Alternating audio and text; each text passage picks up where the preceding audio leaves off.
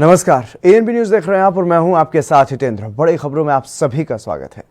उत्तर प्रदेश के प्रयागराज से निजी अस्पताल का एक ऐसा मामला सामने आया है जो हैरान कर देने वाला है। मामले में जिलाधिकारी ने जांच के आदेश भी दे दिए हैं। सोशल मीडिया पर फैल रही खबर के आधार पर ही जिलाधिकारी ने जांच के आदेश दिए हैं। निजी अस्पताल पर यह आरोप है कि इलाज के लिए पूरी रकम दे पाने में परिवार ने असमर्थता जताई, जिसके बाद 3 साल की बच्ची को ऑपरेशन टेबल से उसी हाल में वापस कर दिया गया। मासूम का पेट सीले बिना ही उसे बाहर कर दिया गया। पैसों के बिना इलाज के अभाव में बच्ची की हालत बिगड़ती चली गई और आखिरकार उसने दम तोड़ दिया। जानकारी के अनुसार बच्ची के ऑपरेशन का 1.5 लाख रुपए ले लेने के बाद भी हॉस्पिटल प्रशासन ने 5 लाख की डिमांड की और जब रुपए नहीं दे पाए तो हॉस्पिटल प्रशासन ने बच्ची सहित परिवार को बाहर भेज दिया। इसके बाद पिता अपनी बेटी को लेकर के कई हॉस्पिटल तक गए, लेकिन सभी हॉस्पिटलों में बच्ची को लेने से मना कर दिया गया और ये कहा गया कि बच्ची की हालत बहुत क्रिटिकल है, वो नहीं बच पाएगी। आखिरकार बच्ची जिंदगी की जंग हार गई और उसने इलाज के अभाव में दम तोड़ दिया। मृतक बच्ची के पिता का ये आरोप है कि डॉक्टर्स ने बच्ची के ऑपरेशन के बाद सिलाई या फिर उसे टांका भी नहीं लगाया और परिवार को ऐसे ही सौंप दिया गया। वहीं इस मामले में अस्पताल की संस्था के वाइस चेयरमैन ने अब सफाई दी है और इसके अलावा जांच करने के लिए गए सीएमओ ने भी इस पूरे मामले पर प्रतिक्रिया दी है। 1,25,000 रुपए का बिल था। उनसे 1,10,000 रुपए की पूरी उनको पुअर चाइल्ड की फ्री किया गया। मात्र 11,000 रुपया उससे लिया गया और चलते समय उसने डॉक्टर साहब से रिक्वेस्ट की कि मेरे पास कुछ पैसे नहीं हैं, अगर आप मेरे को कुछ दे दें, मदद हो जाएगी। तो वहाँ जाएंगे तो फीस देनी पड़ेगी। तो डॉक्टर साहब ने अपने स्टाफ से कहा कि 5,000 रुपये इस बच्चे को और दे दो। मतलब मात्र 6,000 रुपया बच्चे से लिया गया और पूरा 15 दिन का इलाज उसका किया गया। उसके बाद जाने के बाद बच्चे की चूँकि तबीयत नहीं संभल पाई और ईश्वर को मंजूर नहीं था या जो भी था वो नहीं संभल पाया। ऑपरेशन करने के बाद पेट टाँके नहीं लगाए गए, ऐसे दे दिया गया। टाँके वगैरह देखिए, जब कोई ऑपरेशन होता है तो ऐसा तो है नहीं कि डॉक्टर मतलब टाँके नहीं लगाया। टाँके अगर आप लोग उसमें देखें फ़ोटो में टाँके लगे हुए हैं। वो मेरे को लगता है कि जब दोबारा ट्रीटमेंट उसका दूसरी जगह हो रहा था तो उन्होंने खोल के चेक किया। वो खोलने बांधने में हो सकता है टाँके हिल गए हों या कट गए हों। पोस्टमार्टम इस समय चूँकि ये पुलिस थाना उसमें कौशाम्बी के क्षेत्र में आता है, तो इसलिए बॉडी का जो उसका बच्ची के बॉडी का जो पोस्टमार्टम है वो कौशाम्बी के हेडक्वार्टर पे किया जा रहा है और उसकी भी जब रिपोर्ट मिल जाएगी तो दोनों रिपोर्टों के साथ हम किसी निष्कर्ष पे पहुंचेंगे। फिलहाल अभी भी एडीएम सिटी साहब अंदर हैं और उसमें जो अभिलेखों की जांच चल रही है। जैसा चीज़ आगे होगा वैसे आपको बताया जाएगा। किस तरह की लापरवाही का आरोप लगाया गया उनको? आरोप लगाया गया है कि उनको बाद में जब उसकी हालत ख़राब हो गई तो जब वो दोबारा लाए तो उनको यहाँ पे आने नहीं दिया गया है, इसका आरोप लगाया गया है। इसका बच्ची का 2 बार यहाँ ऑपरेशन हुआ था, उसकी आंत में समस्या थी। जब दिक्कत हुई है तो उसको चिल्ड्रन हॉस्पिटल भी ले गए थे। फिर वहाँ से बच्ची ऐसा हमें बताया गया है, इसका कोई अभिलेख तो नहीं है, कि वहाँ से बिना बताए वो वहाँ से छोड़ के चली गई। उसके परिजन लेके चले गए और फिर बच्चे की मृत्यु हो गई। ये है, इसी की गहनता से जांच हो रही है जिसमें एडीएम। ये वो वीडियो है जो सोशल मीडिया पर वायरल हो रहा है। इसमें इसके आधार पर यह आरोप लगाया जा रहा है कि एक छोटी सी बच्ची जो अस्पताल में भर्ती करवाई गई थी, पेट में दर्द हो रहा था और जब पैसे नहीं दे पाया बच्ची का परिवार, तो उसको जब ऑपरेशन उसका किया जा रहा था तो बीच में अधूरा ऑपरेशन छोड़ करके, जिस तरीके से पीड़ित परिवार ने आरोप लगाया है कि उसको ऑपरेशन जो है वो बीच में ही अधूरा छोड़ दिया गया, टाँके नहीं लगाए गए और उसके बाद उसको ले जाने के लिए कह दिया गया, अस्पताल से बाहर कर दिया गया। यूनाइटेड मेडिसिटी हॉस्पिटल का ये पूरा मामला है। जब ये मामला संज्ञान में आया जिलाधिकारी के, सोशल मीडिया पर क्योंकि बड़ी तेज़ी से ये खबर फैल रही है, ये वीडियो भी बड़ी तेज़ी से फैल रही है और इसकी निंदा जो है वो की जा रही है। एक तरफ अगर बात की जाए भारत सरकार की, प्रधानमंत्री नरेंद्र मोदी की, उत्तर प्रदेश के योगी आदित्यनाथ की, तो लगातार स्वास्थ्य पर ध्यान दिया जा रहा है। लगातार ये कहा जा रहा है जब भी इस तरीके का कोई मामला सामने आता है कि किसी भी तरीके से कोई भी गरीब अपना इलाज पूरा करवाए बिना कोई भी पैसे के अभाव में कोई ऐसी स्थिति ना बने कि जब किसी गरीब का इलाज पूरा ना हो पाए, लेकिन निजी अस्पतालों में इस तरीके के काम सामने आ रहे हैं।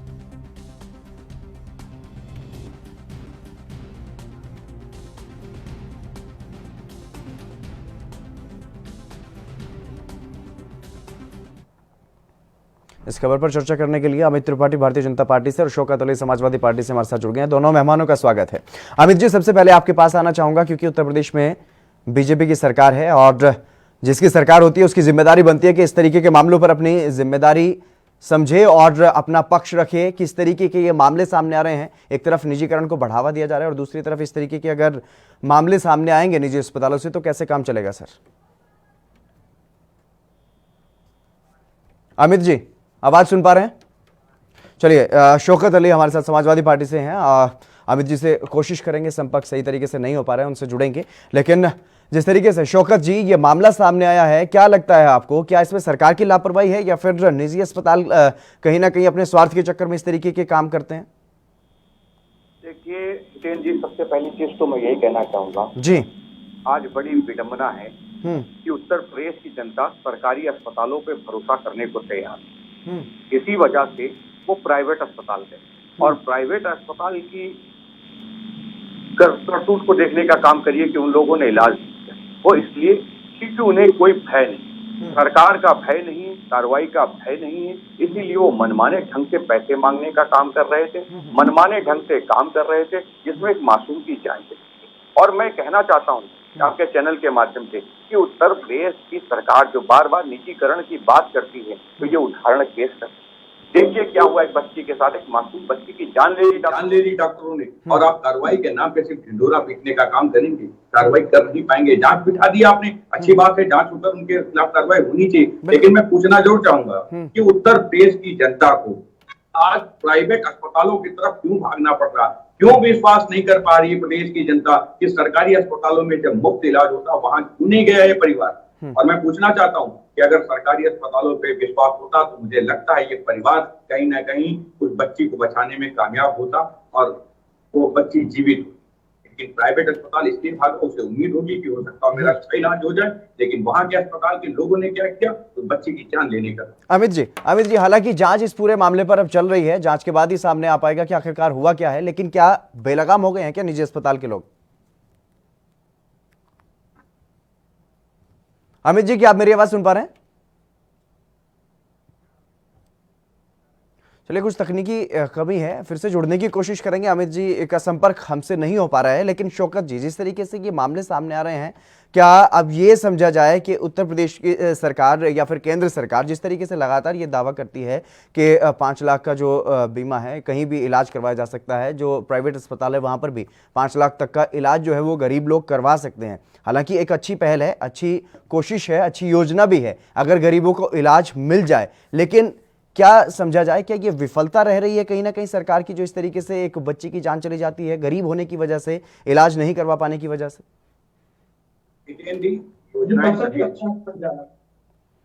जी शौकत जी, इस पे भी चर्चा होनी चाहिए। इनकी योजनाएं बहुत अच्छी हो सकती हैं, कागज पे हो सकती हैं, कागज पे रही हैं। इसकी पूर्व में भी हमने देखा है, घटना हुई थी, बड़ी घटना हुई थी, कई मासूम बच्चों की जान चली गई थी। बीआरडी हॉस्पिटल है, मुख्यमंत्री जी का गृह जनपद है, और वहाँ एक बड़ी घटना हुई, जांच वहाँ भी अभी चल रही है। दोषी कहाँ है, क्या हुआ, उनके खिलाफ कितनी कार्रवाई हुई, कोई जानकारी नहीं।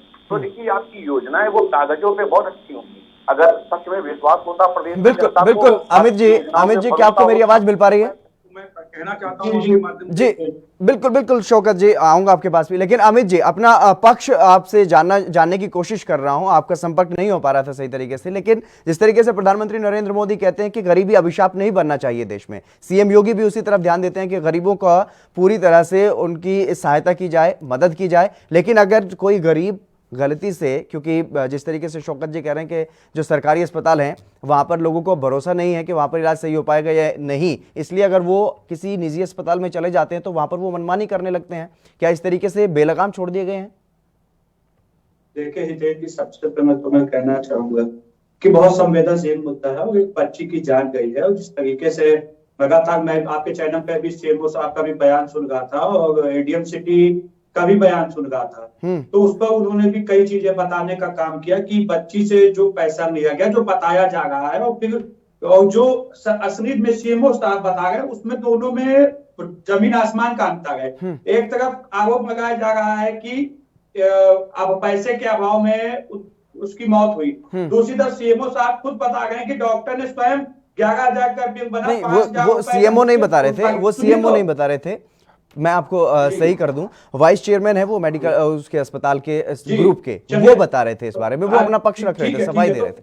नहीं, ठीक है, तो चेयरमैन साहब अगर इस चीज को कह रहे हैं तो मैं आपको बहुत जिम्मेदारी के साथ इस चीज को कहना चाहता हूं कि दोनों पक्षों को जब संतुष्टि नहीं हुई, इसीलिए जिलाधिकारी ने जांच के आदेश दिए, और मैं आपको बहुत जिम्मेदारी से कहना चाहता हूं 2 लोगों की टीम को गठित किया गया, और इस समय 9:10 हो रहा है, करीब 8:45 अंकित गुप्ता जो वहां के डॉक्टर हैं, उनके खिलाफ मुकदमा दर्ज हो गया, 304 के तहत मुकदमा दर्ज हो चुका है। और मैं बहुत जिम्मेदारी से कहना चाहता हूं कि जिम्मेदारी के साथ किसी भी जो भी इसमें आरोपी है उसको बख्शा नहीं जाएगा, उसी के तहत कार्रवाई की गई है। लेकिन मैं कहना चाहता हूं बहुत जिम्मेदारी से कि निजी अस्पतालों का निजीकरण की बात तो लगातार होती है। मैं पूछना चाहता हूं, आप सब न्यूज चैनल से पूछना चाहता हूं, क्या योगी जी के आने से पहले प्राइवेट अस्पताल उत्तर प्रदेश में या देश में नहीं थे?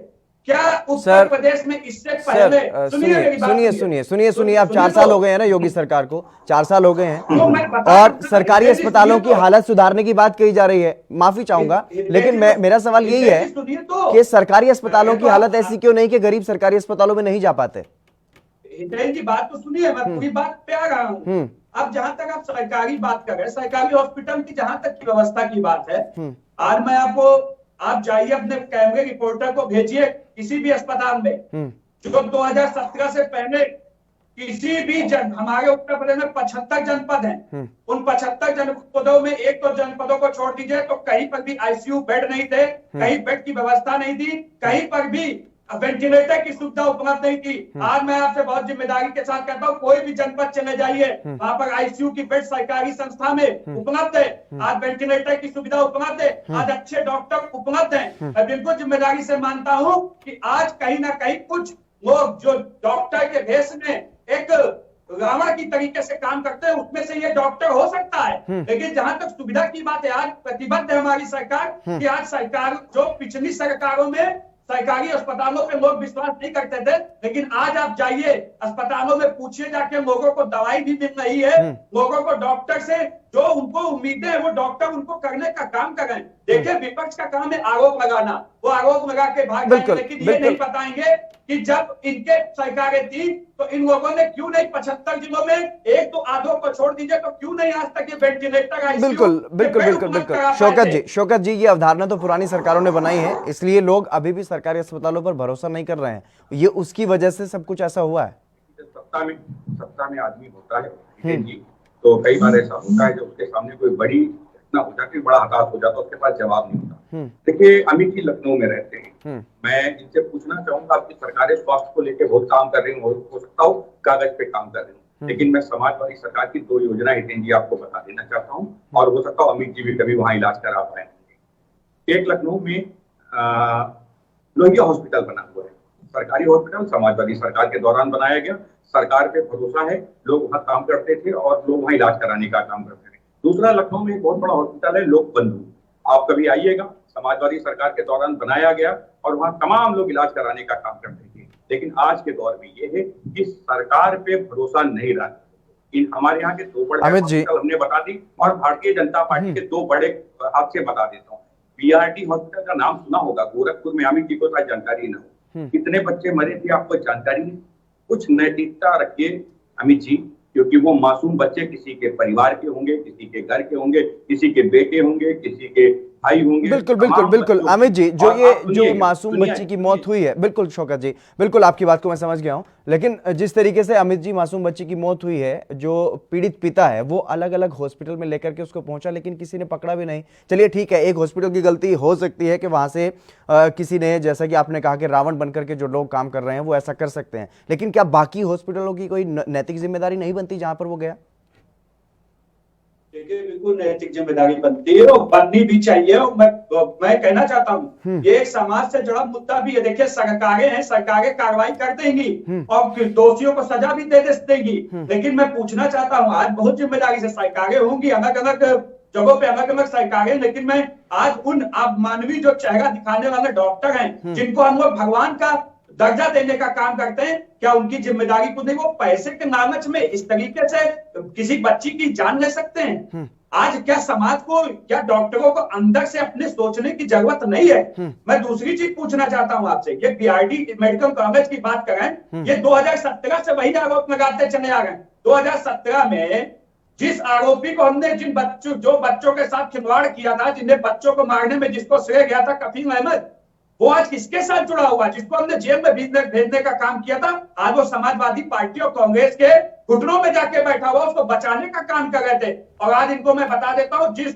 इंफेक्टाइटिस से, जो बीमारी से पूरा पश्चिमी उत्तर प्रदेश परेशान रहता था, आज 95% मौतों का आंकड़ा कभी आई है। तो ये भी काम हमारी सरकार ने किया। मैं एक चीज और बता देना चाहता हूँ, अभी कोरोना महामारी में भी 2 निजी अस्पतालों पर ही क्वेश्चन मार्क उठे थे कि उनका अंग उठाकर बेच दिया जाता था वहां पर। हमारी सरकार ने कार्रवाई करने का काम किया, जांच का आदेश दिया, त्वरित कार्रवाई करने का काम किया। देखिए जब मनसा साफ होती है, मनसा ठीक होती है, जनता के हितों में होती है, तो इस तरीके के कदम हमारी सरकार उठाती है। लेकिन जिनकी मनसा ही नहीं थी, जिन्होंने सिर्फ और सिर्फ बच्चों के नाम पे चलिए बिल्कुल अमित जी, बहुत शुक्रिया मेरे साथ जुड़ने के लिए। शौकत जी आपका भी बहुत शुक्रिया मेरे साथ जुड़ने के लिए। लेकिन जो भी घटना सामने आई है वो अपने आप में अमानवीय है, बेहद शर्मनाक घटना है। फिलहाल रुकेंगे एक छोटे से ब्रेक के लिए, जल्द हाजिर होंगे।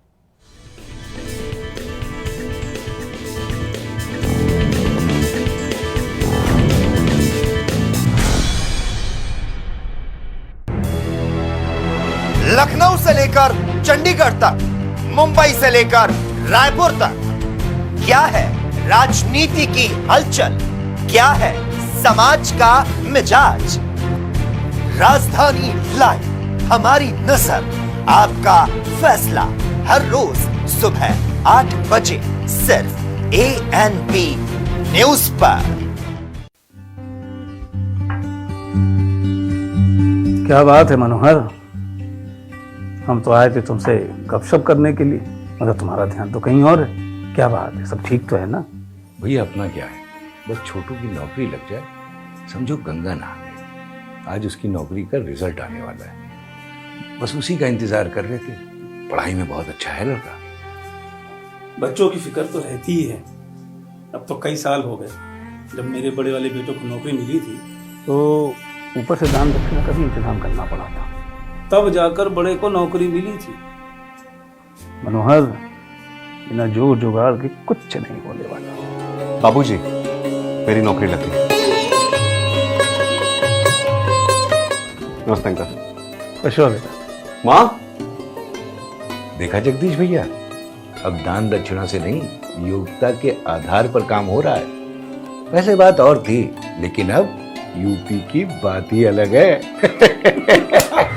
जी हाँ, अब यूपी की बात ही अलग है। माननीय प्रधानमंत्री श्री नरेंद्र मोदी के मार्गदर्शन और मुख्यमंत्री योगी आदित्यनाथ के कुशल नेतृत्व में पिछले 4 साल में पारदर्शी और निष्पक्ष प्रक्रिया के माध्यम से 4 लाख युवाओं की सरकारी नौकरियों में भर्ती हुई है। काम दमदार, योगी सरकार।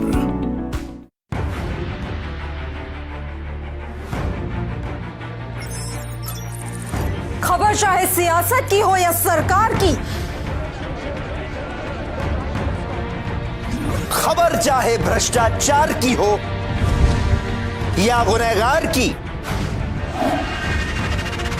दिन भर में क्या रहा देश जगत का हाल, किस मुद्दे ने बनाई किसकी सरकार, रखते हैं हम सब पर नजर, पहुंचाते हैं हम हर खबर।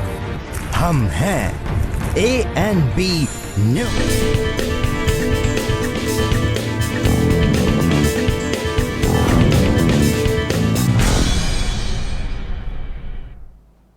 ब्रेक के बाद एक बार फिर से आप सभी का स्वागत है। खबरों में आगे बढ़ेंगे। पश्चिम बंगाल विधानसभा चुनाव को लेकर के न सिर्फ बंगाल में बल्कि देश भर में सियासी पारा चरम पर है। आज बीजेपी ने भी अपने उम्मीदवारों के नाम का ऐलान कर दिया है और बीजेपी ने पहले और दूसरे चरण के लिए कुल 57 सीटों के लिए उम्मीदवार घोषित किए हैं, जिसमें एक सस्पेंस अब खत्म हो गया है। नंदीग्राम से शुवेंदु अधिकारी को ही टिकट दिया गया है और अब ये साफ हो गया है कि शुवेंदु का सामना सीएम दीदी से होगा, क्योंकि नंदीग्राम से सीएम ममता बनर्जी भी चुनाव लड़ने का पहले ही ऐलान कर चुकी हैं। अब बंगाल चुनाव का केंद्र जो है वो नंदीग्राम बन गया है, क्योंकि शुवेंदु ने यहां से सीएम ममता को चुनाव हराने का दावा भी किया है और उन्होंने ये भी दावा किया है कि अगर वो ममता को ना हरा पाए तो वो राजनीति छोड़ देंगे। तो अब सवाल यही, मुकाबला सीधा सीएम से है। अगर शुवेंदु हारे तो क्या राजनीति छोड़ देंगे? बता दें कि पश्चिम बंगाल की कुल 294 सीटों पर इस बार 8 चरणों में मतदान होना है और पहले चरण के लिए 27 मार्च को मतदान होगा, जबकि 2 मई को रिजल्ट आएगी।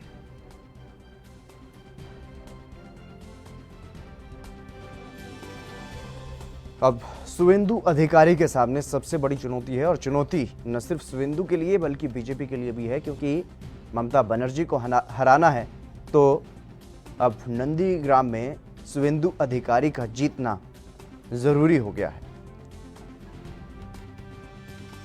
बीजेपी ने भी ऐलान कर दिया है और पहले 2 चरणों के लिए अपने 57 उम्मीदवारों का ऐलान बीजेपी ने किया, जिसमें ये खास उम्मीदवार शुवेंदु अधिकारी जो कि पहले ही टीएमसी में थे, मंत्री थे और बीजेपी में आए। बीजेपी में आने के बाद इन्होंने एक घोषणा की थी, एक ऐलान किया था कि वो ममता बनर्जी को हराएंगे अगर वो नंदीग्राम से चुनाव लड़ेंगी। तो इसके बाद ममता बनर्जी ने भी नंदीग्राम से ही चुनाव लड़ने का फैसला लिया, ऐलान किया कि वो नंदीग्राम से चुनाव लड़ेंगी। और अब अभी तक ये सस्पेंस चल रहा था कि कहीं शुवेंदु अधिकारी की सीट को बदल तो नहीं दिया जाएगा, लेकिन अब बीजेपी ने भी अपना रुख साफ कर दिया है। बीजेपी ने शुवेंदु अधिकारी को ही ममता बनर्जी के सामने उतारने का फैसला लिया और अब ये सस्पेंस तो खत्म हो गया है, लेकिन अब खेला हो बे, क्योंकि ये कहा जा रहा है पश्चिम बंगाल में, चाहे वो टीएमसी की बात की जाए या फिर बीजेपी की, कि अब खेला होबे, यानी कि खेला अब खेल होगा, सियासी खेल अब शुरू हो जाएगा।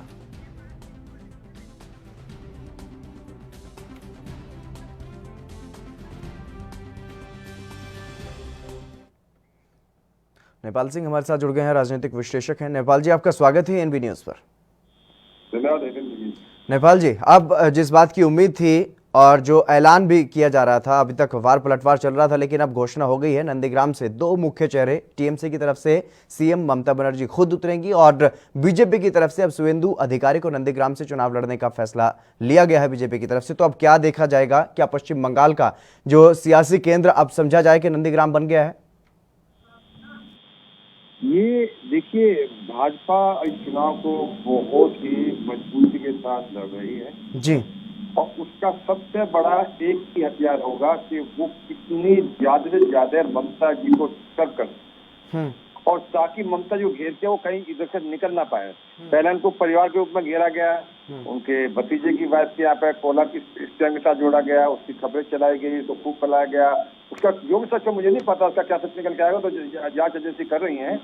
दूसरा बार उन्होंने उस सदे हुए खिलाड़ी को उनके सामने लगाया जो राजनीति के उनके ही पहले अपने सेनापति थे और उनके पारिवारिक वहाँ पर बहुत बड़ी पैठ है उस नंदीग्राम में। तो शुवेंदु अधिकारी के द्वारा अब इतनी आसान ममता की जीत नहीं होगी जब शुवेंदु अधिकारी मांगेंगे। यदि कोई और व्यक्ति होता तो बहुत आसान जीत थी।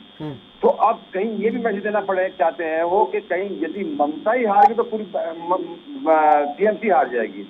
तो ममता को कुछ अपना जो है समय ज्यादा लगाना पड़ेगा नंदीग्राम में लड़ाई लड़ने के लिए, और वो कहीं ना कहीं डिस्टर्ब भी रहेंगी, कहीं और भी जा रही होंगी, तो उनका ध्यान कहीं ना कहीं नंदीग्राम पर ही रहेगा।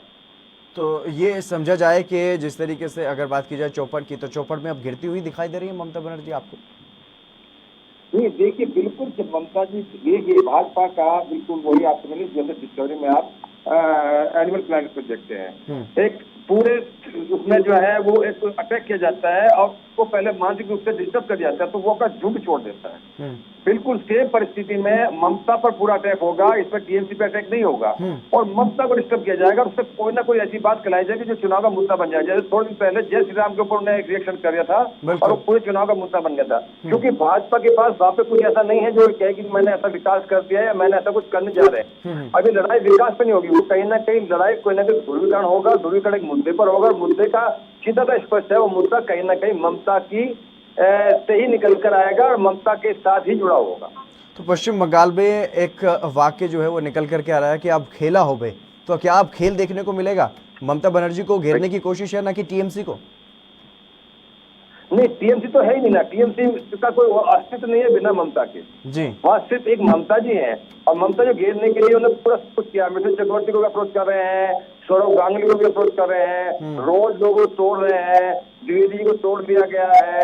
मीडिया ने पूरा इस बात लेके बहुत सारे लोग भाग रहे हैं। जिन लोगों को विधायकों को टिकट नहीं मिला, 4 बार के विधायक को टिकट नहीं मिला, वो भी भाजपा के दरबार में आके बैठ गए हैं।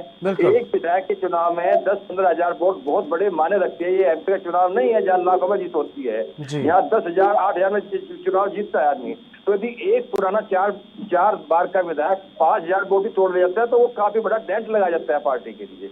हाँ, इसलिए ममता कहने डिस्टर्ब रहेंगी। ममता उनको बुला रही है, बिल्कुल कह रहे हैं हम नहीं जाएंगे, आपके पास वापस नहीं जाएंगे। बिल्कुल, कहीं ना कहीं पूरी तरह से ममता बनर्जी को परेशान करने की जो कोशिश है वो बीजेपी की तरफ से की जा रही है। डॉक्टर नेपाल, बहुत बहुत शुक्रिया मेरे साथ जुड़ने के लिए, तमाम महत्वपूर्ण बातचीत आपने रखने के लिए। चलिए बढ़ेंगे अगली खबर की तरफ। पेट्रोल डीजल के साथ साथ गैस सिलेंडर के दामों में भी बढ़ोतरी हो रही है, जिसके कारण आम लोगों को खासा परेशानियों का सामना करना पड़ रहा है। इतना ही नहीं, अब तो कई ग्रामीण क्षेत्रों में महिलाओं ने अपने चूल्हे फिर से शुरू कर दिए हैं। लकड़ियां और उपलों से चूल्हा जलाकर के अब खाना पकाना शुरू कर दिया गया है। महिलाओं से जब इस बारे में जानने की कोशिश की गई कि क्या उनके घर में गैस सिलेंडर नहीं है, तो सभी ने लगभग एक ही बात कही। उन्होंने ये कहा कि सिलेंडर तो घर में एक कोने में पड़ा हुआ है, कोरोना महामारी में कोई काम नहीं मिला और सिलेंडर भरवाने के लिए पैसे नहीं है, तो इसलिए अब चूल्हा ही जलाना पड़ रहा है।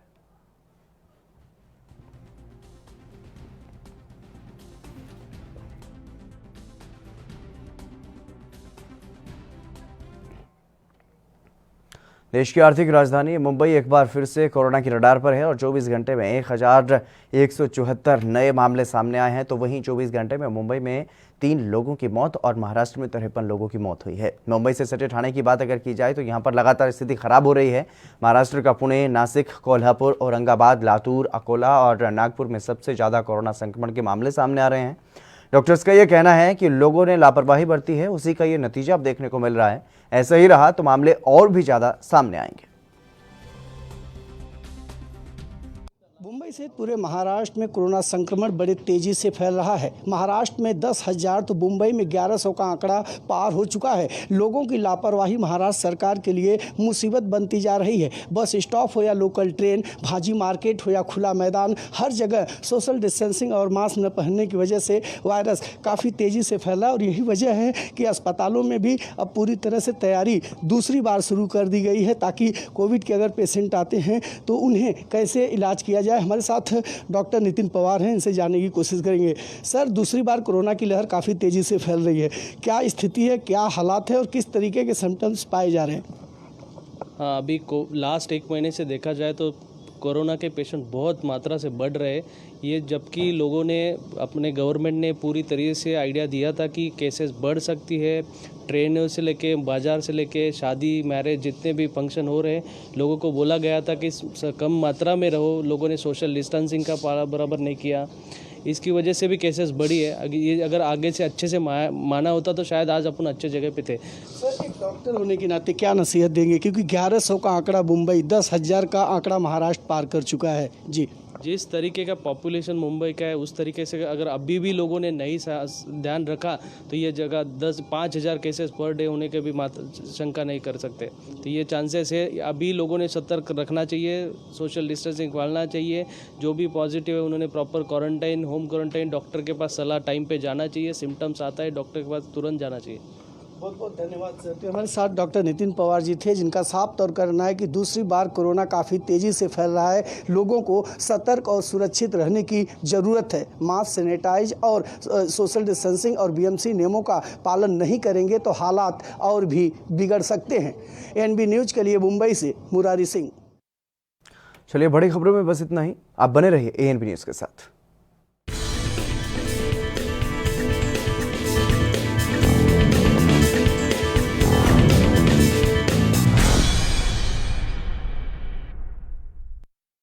कम ब्रेक और ज्यादा खबरों के साथ देखिए ANP news in channel number पर।